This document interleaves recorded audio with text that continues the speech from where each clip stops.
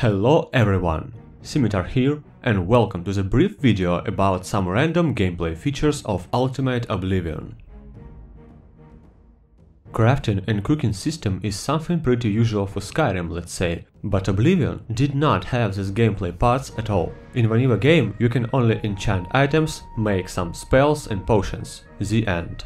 In Ultimate Oblivion, you can gather ore, skins and various ingredients to use them in fully functional crafting and cooking system. Weapons, armors, food, drinks and tons of miscellaneous items. You can even also craft items added by mods. Enemies. There are dozens of new enemy types placed logically in corresponding regions. All existing guilds, mages, fighters, thieves guild and dark brotherhood were expanded by dozens of new quests. Have you ever thought it is a bit strange you can join Thieves Guild at level 1, fancy items for only 1000 gold and instantly became right hand of the Grey Fox, or to become Fighters Guild leader without any combat skills? No more. Ultimate Oblivion offers you various guilds advancement requirements for immersive and rewarding ranks progression feeling. There is now a warring faction system with a lot of unpredictable encounters and massive battles and several new joinable factions. You need to rise up your reputation with them to be able to join.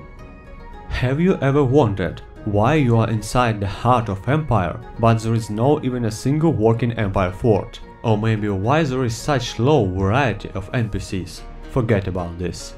Huge and proud, fully working Imperial forts full with NPCs in some quests.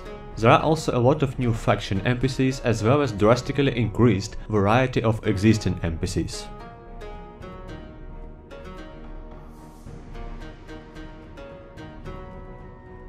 In addition to vanilla guild improvements and expansions, there are also some new guilds. You can now join Vampire Hunters Guild or even a Vampire Society if you are playing as a child of a knight. Vanilla Order of Virtuous Blood questline was expanded greatly, receiving dozens of new quests and finally became a fully working guild. Vanilla racial and birth sign bonuses and abilities were pretty boring in common. Yes, no doubt, there were some really good racial and birth sign abilities, but most often, player was choosing the race not because of its benefits, but just because of its visual appearance. And most of birth sign abilities quickly became useless, especially at high levels. No more.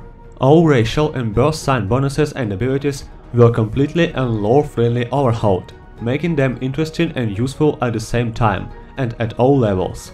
For example, orcs are known for their strength and resilience, and that's why they now have special passive ability, increasing magic resistance and damage reflection while HP is going down.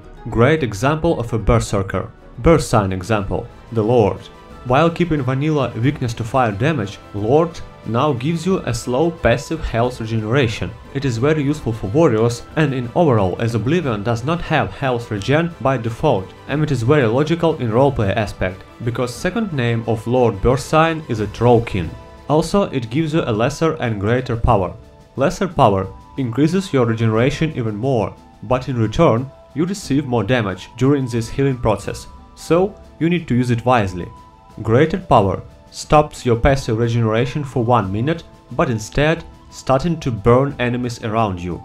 Each race and birth sign are now more interesting and great for role-playing.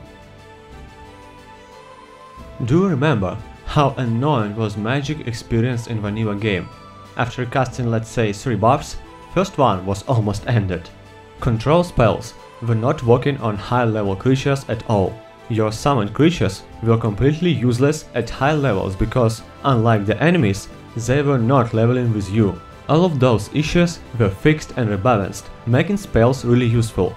Buff lasts longer, summons level scales with yours, the spell can unsummon enemy Daedra and so on. There are also dozens of new spells, and you also can choose your starting spells at the beginning of a game. That's all for now, folks. I hope you like this short presentation. And remember, that is only a small part of Ultimate Oblivion gameplay improvements. Let's Play series will be released soon, and I will also release a complete mod list based on Ultimate Oblivion gameplay mod setup. Thank you for watching and stay tuned. Scimitar Gaming here, signing out.